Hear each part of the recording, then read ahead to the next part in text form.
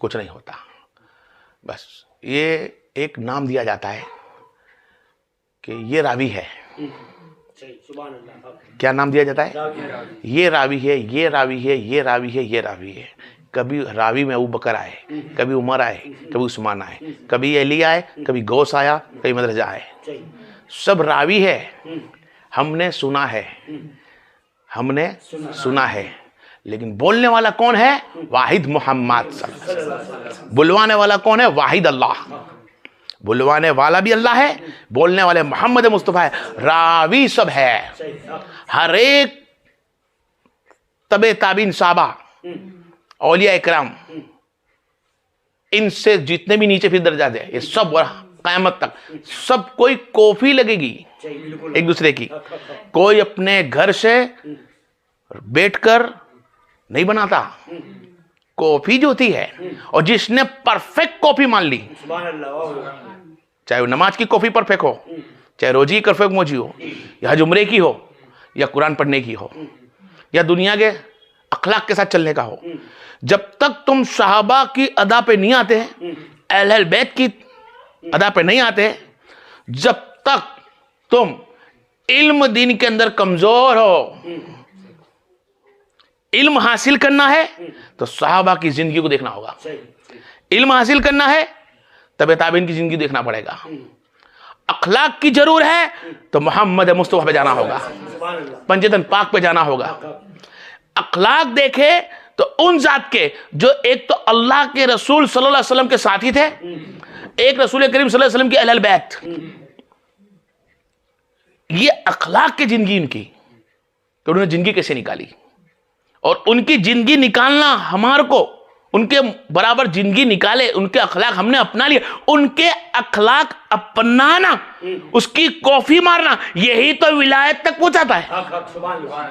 यही चीज विलायत तक पहुंचाती है। जो अदा मारे, भाई साहबा ने नमाज कैसी अदा की, भाई इस माहौल में इस जगह पे अदा करी, भाई बरसात का माहौल था किस वक्त अदा करी, गर्मियों के माहौल में कैसे अदा करी, ठंडी के माहौल में कैसे अदा करी, कुरान पढ़ने का तरीका कैसा था, कैसा पढ़ा जाता ला, रुकू कैसा किया जाता ला, सजदा कैसे किया जाता, सहाबा का तरीका देखे। सहाबा ने नबी का तरीका देखा, और सहाबा का तरीका देखा हमने, ताबे ताबीन का देखा, औलिया इकरामों का देखा। आज हमको मुहद्दिस लोग बनकर समझा रहे हैं, उलमा बनकर समझा रहे हैं, आलिम बनकर समझा रहे हैं, शेख पीर बनकर समझा रहे हैं। है सबकी कॉपी। क्या है? कॉफी। तो हमको कॉफी किसकी मारनी है? सहाबा की। नबी कौन की नहीं, नबी की कॉपी तो सहाबा मार चुके हैं। अब हमको तो कॉपी मारनी है अहले बैत की और सहाबा की। बिल्कुल। तो अल्लाह के रसूल सल्लल्लाहु अलैहि वसल्लम ने कितना जोरदार मैसेज दिया है, क्या बहुत जबरदस्त, कि तुम अल्लाह की रस्सी को थाम के रखो। क्या रखो? अल्लाह की रस्सी को थाम के रखो। कुरान, अल्लाह के रसूल की मारिफत हासिल करो, मेरे कुर्ब हासिल करो। फी सकलैन, मेरी दो अहम चीजें छोड़ कर जा रहा हूं, मेरी अहले बैत, एक कुरान, मेरी रस्सी। ये सब चीज क्या थी? मेरी कुर्ब हासिल करो। और मेरा कुर्ब क्या था? वो कुर्ब शाहबा, वो कुर्ब अहले बैत। इनके पास जाओ, इनके पास बैठो, इनके पास जाओ, इनके पास बैठो। हम पढ़ते हैं उसको, हर एक मुसलमान को रटा है, वो रट चुका है, वो चीज को दिल में बसा चुका है। यही देना सिरातल मुस्तकीम सिरातल लजीना अनअमता अलैहिम। सीधे लोगों के साथ हो जाओ, सीधे लोगों को तलाश करो, बैठो उनके पास, तको उनको। अरे ये सब कुरान का हुक्म है। क्या है? कुरान का हुक्म। इनके पास बैठो, इनके पास जाओ। इनके पास जाने से क्या मिलेगा? इनके पास बैठने से वो मिलता है जो अल्लाह के रसूल ने सहाबा को दिया है। क्या दिया? अल्लाह का रसूल जाने में सल्लल्लाहु अलैहि वसल्लम सब कुछ जानते हैं, फिर भी अल्लाह तबारक व तआला ने कुरान में दो चीज फरमाई, ए मेरे महबूब पढ़। सही, बिल्कुल, सुभान अल्लाह, वाह वाह वाह। ए मेरे महबूब लिख, इकरा बिस्मि रब्बिका, सही है बोला ना, इकरा बिस्मि, ए मेरे महबूब पढ़, इल्म हासिल कर, सुभान अल्लाह, वाह वाह, इल्म हासिल कर। तो इल्म हासिल करना नबी को हुक्म दिया। सही, फिर नबी को इल्म आने का, ए नबी अब लिख भी, क्या बोल दिया, हाँ, इकरा कलमी, इकरा, हाँ कलम, रब्बे कलमी, लिख रब के हुक्म से, कलम से। नबी ने पढ़ा भी और लिखा भी। भाई नबी को भी पढ़ने का हुक्म दिया गया, लिखने का हुक्म दिया। पहला ही कुरान का अल्फाज, पहली सूरत, पहली आयत, लिखो पढ़ो, इल्म हासिल करो। इल्म हासिल नहीं करोगे तो मेरी मारिफत तक नहीं पहुंचोगे, मेरी कुर्ब तक नहीं पहुंचोगे। अगर इल्म आशिक ना करे और खाली आशिक बन जाए, बात नहीं हो सकती। आशिक नहीं बन सकता, महबूबियत नहीं आ सकती, सूफी नहीं बन सकता, पीर साहब नहीं बन सकता, कारी मुफ्ती आलिम हाफिज जी नहीं बन सकता, जब तक वो मेरे नबी का उतरा हुआ कलाम को पढ़ ना ले। बिल्कुल, सुभान अल्लाह, पहले पढ़। अल्लाह ने जब नबी को हुक्म दे दिया पढ़ो और लिखो, तो हम कितने बड़े हो गए भाई, जो हमको कुछ पढ़ने की जरूरत नहीं, अब इल्म हासिल करने की जरूरत नहीं। गफलत में है वो लोग बंदे जो इल्म को हासिल करने से नाफरमानी करते हैं, कुरान को समझने से नाफरमानी करते हैं। नहीं, अल्लाह के रसूल सल्लल्लाहु अलैहि वसल्लम के चाहने वाले से उठाए कि सरकार मेरे आकाए मौला मोहम्मद मुस्तफा जान रहमत सल्लल्लाहु अलैहि वसल्लम की औलाद, हसनी हुसैनी सैयद, तमाम औलियाओं का सरदार, जिसके पैरों के नीचे विलायत की नहरें, उस शेख अब्दुल कादिर गिलानी रहमतुल्लाह तआला अन्हा खुद शेख है। आपने अपनी जिंदगी के अंदर 40 साल जिंदगी, कितनी 91 साल की उम्र है आपकी, 40 साल जिंदगी आपने सिर्फ दुनिया को इल्म बांटा। कितने साल? 40 साल तक दुनिया को इल्म सिखाया, इल्म बताया, इल्म सिखाया, इल्म बताया, मारिफत, तरीकत, हकीकत, शरीयत, हर इल्म जैसा बंदा मिलता उसको ऐसे अता फरमाते। और 33 बरस तक आपने उलियत उजमा भी सिखाई। सुभान अल्लाह। आपके पास फना बका का इल्म, जो हर एक इल्म आपके पास था, आपने 33 साल तक वो बांटा। क्या बांटा? 33 साल तक आपने इल्म को बांटा और एक दिन खाली नहीं गया कि आपने बयान ना करा हो। 3 दिन आपके फिक्स थे, जुमा, मंगल और रविवार।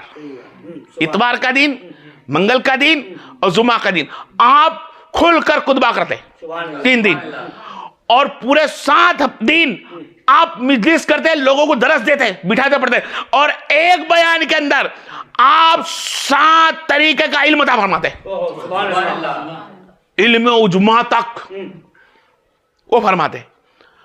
99 साल की उम्र के अंदर आपकी विशाल हुआ है। आखिरी वक्त में भी आपने वसीयत के अंदर क्या फरमाया? मैं आज जो बताना चाहूं समझे कि आज के दौर के पीर साहबों का माहौल, आज के आलिमों का माहौल, आज के मुहद्दिसों का माहौल, आज के शेखों का माहौल, आज के कारी हाफिज जी का माहौल क्या है? अरे देख, अगर तू हकीकत में कादरी सिलसिले को चाहने वाला है तो सुन मेरे गौसे आजम ने क्या फरमाया। कि मेरे गौसे ने फरमाया कि मेरे बेटो, मेरी आखिरी वसीयत क्या है कि कभी भी जाहिर इबादत को मत छोड़ना। आखिरी वसीयत आपकी, दुनिया से रुखसत ही है, विसाल का वक्त है। जाहिर इबादत मत छोड़ना, यानी नमाज कायम पढ़ना, जाहिर रोजे कायम करना, तरावी कायम करना, इल्म लोगों को ग्राम बांटना, और फरमाया परहेजगार रहना, परहेजगार रहना। यह सरकार की वसीयत थी। देखे हम गौसे आजम अलैहिस्सलाम के अंदर क्या बताया, परहेजगारी का, जाहिर इबादतों का। परहेजगारी के अंदर बातिलाना भी सब आ जाता है, और जाहिर इबादत का मतलब होता है नमाज कायम रखना। और लोगों को शरीयत कानून मुस्तफा सल्लल्लाहु अलैहि वसल्लम के बताना और नबी के कानून सुन्नत रसूल बताना, नबी के कानून बताना, यही नबी करीम सल्लल्लाहु अलैहि वसल्लम के औलाद रसूल सैयदना गौसे आजम अलैहिस्सलाम का सिलसिला है। कादरी सिलसिला गौसे आजम ने जो चलाया अपने नाम से, तो देखेगा सिलसिला क्या है। सिर्फ एक यदुल्लाह हाथ में हाथ देकर उनका सिजरा शरीफ पढ़कर घर में नहीं बैठ जाना, वो उसकी जगह काम करता है सिजरा, वो नसब काम उसकी जगह करता है, लेकिन हकीकत में हमको अखलाक के गौसिया पे चलना होगा। अगर हम कादरी हैं तो कादरी का मतलब ही होता है कि उसके नक्शे कदम पर चले। आने वाला वक्त अभी आने वाला है, 11वीं का चांद और 70वीं तक जो भी बयान होगा इंशाल्लाह उसमें बताया जाएगा सिलसिला गौसिया क्या चीज है। बहरहाल मेरे को आज चलना कहीं और है कि आज के जो माहौल के अंदर जो पीर साहब बनकर बैठे हैं, उनका इल्म बताने का तरीका, उनका इल्म फैलाने का तरीका, नाम तो सोचते हैं गौसे आजम वाले हैं, हम 11वीं वाले हैं, हम चिश्तिया वाले हैं, नक्शबंदिया वाले हैं, सरवदिया वाले, सब सिलसिले एक तरफ, सबके सब गौसे आजम में जाते हैं। पहले तो सब सिलसिले गौसे आजम में जाते हैं। मैंने क्या ना कि सिलसिला एक बार फिर कभी इसका मसला लूंगा। बात खड़ी है कि उनका इल्म मिलने का तरीका क्या था। सरकार गौसे आजम अलैहिस्सलाम ने जब बयान करना चालू करते आप, तो आपकी मजलिस में 70,000 कमोबेश होते हैं, कभी कभी 1 लाख हो जाते हैं, और आपकी मजलिस के अंदर लिखने वाले, आपके बयानों को लिखने वाले 400 बंदे तक होते हैं। कितने बंदे? 70,000 में से 400 बंदे होते हैं। कोई जगह 400 लिखा है और कहीं तो ऐसा जगह है कि आप दर साल हर बरस के अंदर 1000 किस जगह पर 400, लेकिन अंदर 1000 बंदा तो यही लिखा हुआ कि 1000 बंदे वली उल्लाह बनकर उनके मदरसे से बाहर निकलते हैं हर बरस। आप गौर में क्या बोलना चाहते आप लोग को? हर बरस सरकार गौसे आजम अलैहिस्सलाम की खानगाह में बैठते हैं, मदरसे में बैठते हैं, इल्म उल्मा हासिल करते हैं, कुतुब कलंदरी मस्त अब्दाली सब हासिल करते हैं, इल्म उजमा पे जाते हैं और एक बरस के अंदर खुद वली बनकर बाहर आते हैं। लाखों मुहद्दिस बनते हैं, लाख मुहद्दिस बनते हैं, हाफिज बनते हैं, आलिम उलमा बनते हैं। अरे जो वली बन जाए उसके पास ये सब तो नॉर्मल होता है। मुहद्दिस बरस में 1000 बनाना, हाफिज कुरान बनाना, आलिम उलमा बनाना और विलायतें सौंप देना, बरस के अंदर 1000 बंद इस तरह निकलते थे। आज के हमारे पीर के पास देखे कि 500 जनों का मजमा, 1000 जनों का मजमा। अरे बता तो खरी, एक मुरीद को भी कामिल बनाया? पूरी जिंदगी के अंदर देख ले पीर साहब अपने अंदर झांक कर, जो आज का बनकर बैठा है, आज का कारी मुफ्ती बनकर बैठा है, आज का आलिम उलमा बनकर बैठा है, शायद ही 2-4 मिलेंगे, शायद ही 2-4 पीर साहब होंगे, सब नहीं, 2-4 ही ऐसे होंगे जो अपने हक पर होंगे, कादरी सिलसिले को चाहने वाले होंगे, गौस के नक्शे कदम पर चलेंगे। अरे गौसे आजम के कदम पर चलना यही तो विलायत का दर्जा है।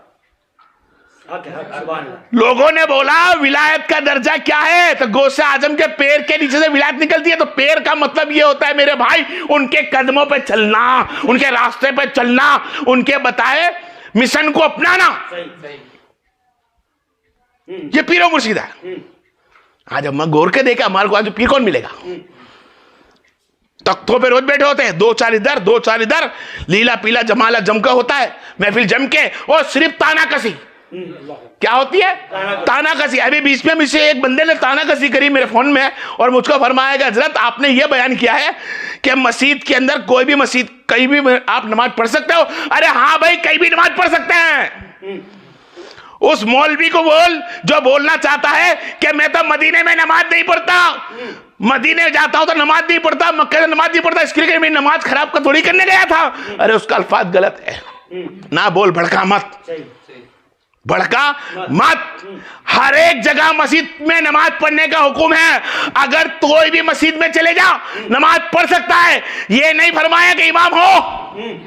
अरे इमाम से दिल लगता है तो उसके पीछे बांध, नहीं लगता तो कोई बात नहीं। मस्जिद तो अल्लाह का घर है, मस्जिद तो अल्लाह का घर है। चाहे वो मस्जिद किसी शिया ने क्यों ना बनाई हो, कोई मस्जिद अहले हदीस वाले ने क्यों ना बनाई हो, कोई मस्जिद वहाबी ने क्यों ना बनाई हो, कोई मस्जिद सुन्नी ने क्यों बनाई हो, सब घर बना दे, बात अल्लाह के घर की है। इमाम तो तेरी मर्जी का, तेरी मर्जी पर इसके पीछे नमाज बांध, नहीं तो कोई बात नहीं। कोई लोग तो ऐसे भी पढ़े हैं जो अपनी महल्ले के अंदर अपने इमाम के पीछे नमाज नहीं पढ़ते। और रया मक्का मदीना में उस पीर साहबों की बात कि हम नमाज बिगाड़ने नहीं गए, हमारा ईमान। अरे भाई, अगर नमाज बिगाड़ने नहीं गए और इस मस्जिद में जाना मत, ये अहले हदीस की है, ये वहाबी की है, ये शिया की है। अरे जो मक्का मदीना में जाता है उसकी जो बनावट है आज वो वहाबी की है, वो अहले हदीस वाली कब्जे में ही है। बगदाद जाता है तो वहां वाली मकाम की मस्जिद में नमाज पढ़ता, तो मस्जिद देख किसने बनाई है, शिया ने मस्जिद बनाई है बगदाद के अंदर। मदीना और मक्का के अंदर आज अहले हदीस का कब्जा है, उन्होंने मस्जिद बनाई है। मत पढ़ मस्जिद नबी में नमाज, भड़का रहे हो पीर साहब, अपने आप को सुन्नियत बताते हैं। मेरे गौस आजम ने ऐसा नहीं बताया, मेरे गौस आजम ने बताया हुस्न इखलास वापर। मेरे नबी ने फरमाया सुनो हुस्न इखलास वापर, हुस्न इखलास वापर, मोहब्बत से काम ले बंदों से। मेरी उम्मत कमजोर है, नबी ने फरमाया ये अल्लाह मेरी उम्मत कमजोर है, इनकी रस्सी मेरे हाथ में दे दे। अरे जिस उम्मत को तू भटकाता है तू नहीं जानता इसकी रस्सी मोहम्मद के हाथ में है। मत भटका, पीर साहब बनकर मत भटका, कारी मुफ्ती बनकर मत भटका, एक मुहद्दिस बनकर मत भटका। अरे गौस आजम हर बरस 1000 मुहद्दिस बनाते थे, आज का पीर साहब को बोल के देख, एक हाफिज तो बना के दिखाओ। 150 साल हो गए आज तक एक ही मुहद्दिस चल रही है। सही है, 150 साल हुआ हमारे में, आज भी एक ही मुहद्दिस है, दूसरा मुहद्दिस ही नहीं है। नहीं मेरे भाई, सुन्नी गफलत में है। हमारी जिस्म, हमारा रूह तमाम नबी की नालेन पे कुर्बान, अहले बैत की नालेन पे कुर्बान, सहाबा की नालेन पे कुर्बान, कोई मुहद्दिस पे नहीं। हमको किसी मुहद्दिस की जरूर नहीं है, हमको मुहद्दिस की जरूर नहीं, कारी की जरूर नहीं, मुफ्ती की जरूर, हमको तो गुलाम है गोश एक खाजा की जरूर है कोई गोश का गुलाम बता तो गुलाम है, तो गुलाम कभी गद्दारी नहीं करता, गुलाम कभी अपने लिए नहीं जीता, वो गुलामी करने के लिए जीता है। आजा कोई खोस का गुलाम हो तो हमारा आका है, खाजा का कोई गुलाम हो तो हमारा आका है। बन के दिखा, मुझे कारी की जरूरत नहीं है भाई, तेरे पास रख तेरी कारियत। देख रहे हैं हम आज के माहौल में कारियत कैसी हो रही है। हमने पीर साहब को लड़ते देखा है, गौस आजम के नक्शे कदम पर चलना नहीं, न पीर साहब बताना। हम ये सिलसिले वाले हैं, रहने दे भाई, सिलसिले रहने दे। तू नहीं जानता कि मेरे मोहम्मद का सिलसिला कौन सा है, तू नहीं जानता मेरे अली का सिलसिला कौन सा है। जान जाता तो सिलसिले को बीच में ना लाता, वसीला बनाता। सिलसिले वसीले बनते हैं, सिलसिले वसीले बनते हैं मेरे भाई। उस नाम का सारा लेके दुनिया को चरा नहीं जाता। आज मुरीद के साथ पीर का सलूक तुम देखो कैसा होता है।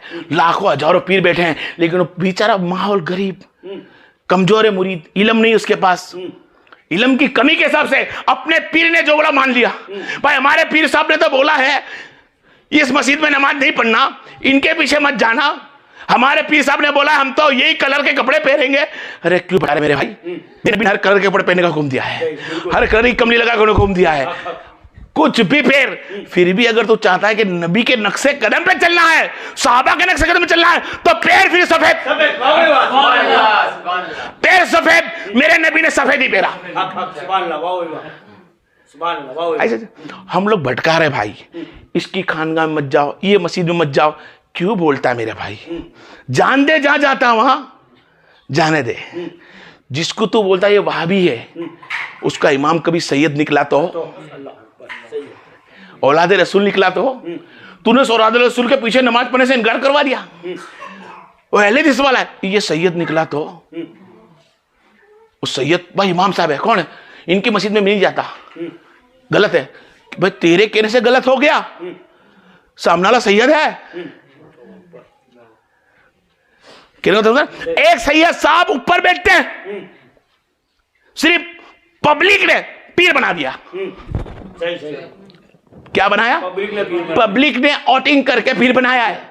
वो तो पीर खुद दिल से जानता है कि क्या पीर के मैं लायक हूं, मैं शेख के भी लायक हूं।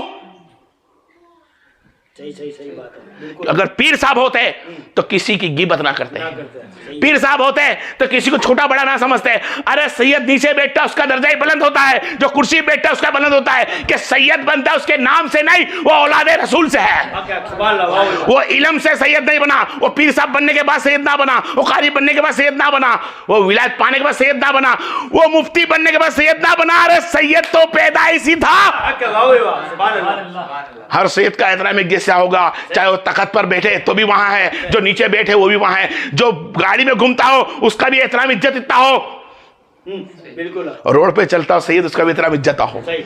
पीर साहब बनकर बैठे हैं सैयद साहब तो भी इज्जत इतना होगा, कोई मुरीद बनकर बैठा है तो भी इज्जत होगा।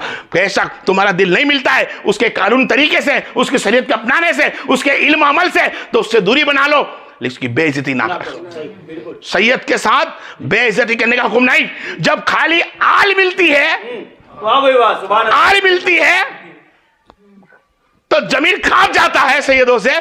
तो जो तमामों को सैयदी बनाने वाला हो, तमामों को सैयद को गुलामों में रखने वाला हो, तो वलीउल्लाह का औलिया इकरामों का सरदार बनकर बैठा हो, वो गौस आजम कैसा होगा? सुभान अल्लाह, वाह, वाह। वो गौस आजम कैसा होगा?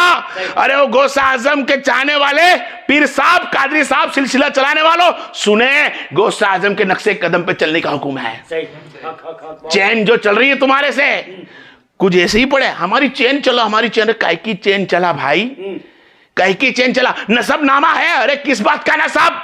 जो इंसान अभी बेईमान हुआ हो, बेईमान में से मुसलमान बनकर आया हो, कुफार की जिंदगी निकालता हो, उसने अपने बच्चों से ईमान लेकर आ गया हो, अगर वो वाकई गौस आजम के हाथ में हाथ दे दे वाह भाई वाह, सुभान अल्लाह। तो उसको नसब की जरूर होगी। सही सही, वाह। नसब की, अरे नहीं रे, नसब की जरूर, सही है, वाह भाई वाह, सुभान अल्लाह। नसब की जरूर, हर एक को जरूर नहीं पड़ती। नसब के लिए कुछ कायदे कानून अलग है, लेकिन हमको तो जरूर है गुलाम खाजा की, सुभान अल्लाह, वाह भाई वाह। हमको तो जरूर है गौस आजम के गुलाम की। सही। हम गुलामी चाहते हैं गौस आजम की, गुलामी चाहते हैं ख्वाजा गरीब की। हकीकत के अंदर तुम गौर करो, सैयदना अब्दुल कादिर जिलानी अलैहिस्सलाम का पूरा नाम लक़ब देख के ऐसे आलिम उलमा ने फरमाया बहुत कुछ नहीं। अरे एक लक़ब भूल जाते हैं, मोइनुद्दीन। सुभान अल्लाह, वाह भाई वाह। क्या लक़ब है आपका?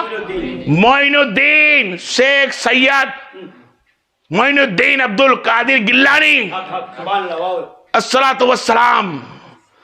ये मेरे शेख है, ये मेरे पीर साहब है जो मोइनुद्दीन है। सही, वाह भाई वाह। एक दिन में रहना और एक दीन को फैलाना। वाह भाई वाह, सुभान अल्लाह। जो मोइनुद्दीन बना हो वो खाली करामत के लिए नहीं आता भाई, करामत के लिए नहीं आता। लेकिन आज के हमारे पीर साहब सिर्फ गौस आजम की करामतें पेश करते हैं, वाहिद गौस आजम की करामतें। नो डाउट मेरा आका है भाई, करामत के साथ ही आएगा, लेकिन करामत के साथ उनकी हालात जिंदगी को चेक कर, उनका मिशन चेक कर। अरे उनकी जिंदगी के एक एक कदम को देख कर उठा, फिर बोल के देख उनके पास करामत कौन सी थी। उनके पास अल्लाह तबारक व तआला ने दीन फैलाने का, दीन फैलाने का काम जो लिया ना, वो पहले ही आपकी नादानी में है। आज के माहौल में उस बच्चे को नादान बोलते हैं। खाली फरमाया दीन फैलाओ, तो पहले ही आप ने काम कौन सा लिया?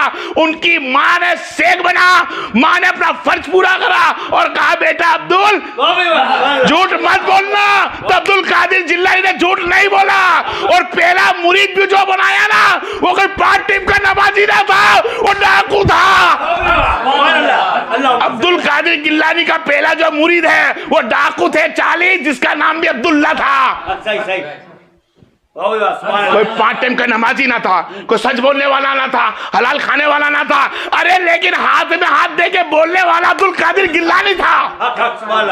आज मेरे पीर साहब बन के बैठने वाले अहमदाबाद, हिंदुस्तान, गुजरात के अंदर और बाहर लेकर पाकिस्तान तक फैलाने वाले जो कादरी सिलसिला, पहले सच बोलना सीख जा। अगर सच बोल गया तो यकीनन कादरी के सिलसिले में गिना गया, नसब की जरूर ना आई।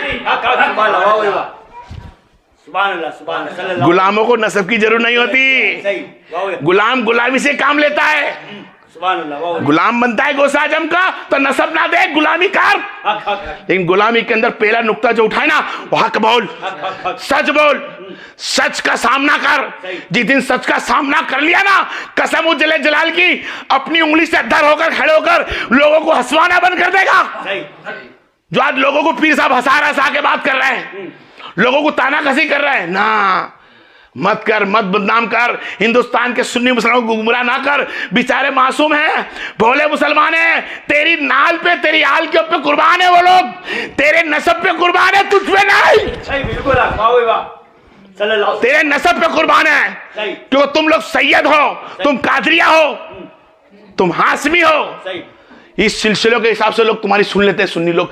लेकिन वो सुन्नी हाशमी हो, सैयद साहब हो, कादरी साहब हो, इन सबको सोचना चाहिए कि हम उम्मत मुस्तफा को गुमराह कर रहे हैं। हकीकत का सामना करा है, इल्म हासिल करे, और इल्म से हासिल करने से ये सीखे कि मेरे को मस्जिद में कुरान जाना है तो मुझको वजू गुस्ल कैसे करना है, कुरान उठाना है गुस्ल वजू कैसे करना है। अरे इसके अंदर गुस्ल वजू के लिए इल्म की जरूर होगी, नमाज की अदायगी के लिए इल्म की जरूरत होगी। बिल्कुल, सुभान अल्लाह। नमाज के इल्म पढ़ने के लिए इल्म चाहिए, कुरान पढ़ने के लिए इल्म चाहिए, गुस्ल वजू के लिए नबी की सीरत पकड़नी हो, साहबा की सीरत पकड़नी हो, औलाद रसूल की सीरत पकड़नी हो, इल्म की जरूर है, सिजरे की नहीं। सही बात है, वाह वाह, सुभान अल्लाह। सिजरे की नहीं, सिजरे की जरूर नहीं है, उस सिजरे वालों के नक्शे कदम पर चलने की जरूरत है। सिजरे वालों के नक्शे कदम पर चलने की जरूरत है, नामों की जरूरत नहीं है। नाम तो मोहम्मद काफी है, नाम तो खाली मोहम्मद रसूलुल्लाह सल्लल्लाहु अलैहि वसल्लम बोलते काफी है, वरना तेरी तमाम इबादत कबूल नहीं है। ला इलाहा बोलते मर जा, ला इलाहा बोलता की जिंदगी निकाल दे। अरे जब तक मोहम्मद रसूलुल्लाह नहीं बोलेगा कामयाब नहीं होगा। उस शेख को चाहिए कि अपनी हालात है जिंदगी उम्मत मुस्तफा की खिदमत में निकाले।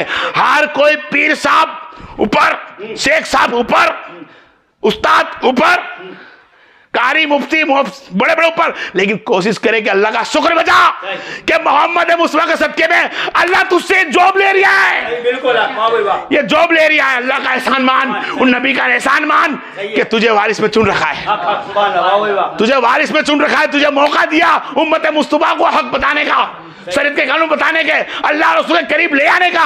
और पीर मुर्शिद का तो बराबर भाई गौर कर, खाली सरे पे चला अपने मुरीदों को, अपने दोस्तों को, अपने भाइयों को, खुद भी। बाकी मुरीद बनने के बात करेगा तो पहले खुद बन, सही है, वाह वाह, फिर किसी को मुरीद बना। मुरीद का मायना समझ, युरिदुल्लाह, इरादा। अरे मुरीद तो वो होता है जिसका इरादा ना हो, इरादा हो तो रब का हो। इंशाल्लाह आने वाले वक्त में 11 से 16 तक का या 17 तक का जो प्रोग्राम होगा, कोशिश करेंगे अल्लाह के हुक्म के मुताबिक नबी करीम सल्लल्लाहु अलैहि वसल्लम को सुन्नत के निभाते हुए, और अल्लाह से दुआ कर अल्लाह मुझको हक बोलने की ताकत दे, आपको हक सुनने की ताकत फरमाए। और मेरे बारे में जो कोई भी बोलता हो, मुझसे कोई निस्बत नहीं है। मैं तो चाहता हूँ निस्बत सिर्फ मेरी गौस आजम की गुलामी की है, मेरी निस्बत खाजा की गुलामी की है, मेरी निस्बत औलाद रसूल की गुलामी की है। और हक बोलने से मैं हटूंगा नहीं, चाहे मुझको कोई आलिम उलमा फतवा क्यों ना दे। क्यों? फतवों से हम लोग डरते नहीं, और मैं ना आलिम हूँ ना उलमा हूँ, अनपढ़ हो। क्या हो? अनपढ़। तख्ती उठाई नहीं है बचपन में, स्कूल का दफ्तर कभी बराबर उठाया नहीं है, लेकिन वो रब अता कर दे, उसकी नाले ने पाक के मेरे नबी करीम सल्लल्लाहु अलैहि वसल्लम की। और तमाम आलिम बोले मैं कारी हूं, मुफ्ती हूं, अरे बराबर तूने सुना नहीं, तूने सुना नहीं। ए मेरे नबी, तेरी नाले ने पाक में जो कचरा घुमाए ना, उसके गुबर भी बराबर भी किसी का इल्म नहीं है। जो धूल उड़ती है ना, उसके बराबर का भी। ये तो नबी की धूल की बात करते हैं, कुरान में बराबर झांक के देखे मेरा भाई, साहबा के घोड़े के नालेन की धूल की कसम खाइए, उसके धूल के बराबर नहीं है। आज का पीर साहब तखत पे बैठा है, उधर नमाज मत पढ़, उधर मत पढ़, यहाँ नहीं पढ़, वहां नहीं पढ़, क्यों गुमराह करता है भाई? बैठना। नबी ने क्या फरमाया? अगर कोई तुम्हें इल्म आलिम के पास बैठ गए तो नबी का अल्लाह का इल्म बताएगा, और वो आलिम इल्मो नहीं है तो बुजुर्गान है, बूढ़ा इंसान है तो दुनिया का तर्जुबा तो बताएगा ही। आई सुन, दुनिया का तर्जुबा तो बताएगा ही ना। बूढ़ा इंसान है, बस दुनिया का तर्जुबा होगा इसके पास कि कैसे जीना है, कमाना कैसे है। और आलिम उलमा है तो नबी की शान बताएगा। लेकिन जो पीर साहब खाली अपने भरने का हो, अपनी वाह कराता हो, अपने जो लिबास पहन ले वही मुरीदों को पहनवाता हो, लोगों को कॉमेडियन करके हंसाता हो, ये पता नहीं चलता कि उलमा है अल्लाह ये उलमा है भी कि नहीं भाई? उस नसबों के हिसाब से बच जा रहे हैं। काय के हिसाब से? अगर औलाद अली में ना होते, औलाद हसन हुसैन में ना होते, कसम उस ले जड़े एक के नाम लेकर मैं बताता, लेकिन मैं तो जानता हूं लोगों को, लेकिन तुमको नहीं बताऊंगा इसके लिए उनके नाम, इसलिए कि तुम गुमराही में ना चलो। मैं नहीं चाहता कि सैयद के लिए तुम्हारे दिल में गुबजाजा है। अल्लाह मुझको हर तरह से माफ करे। वमा अलैना इन्नल बलाग। सल्लल्लाहु अलैहि वसल्लम।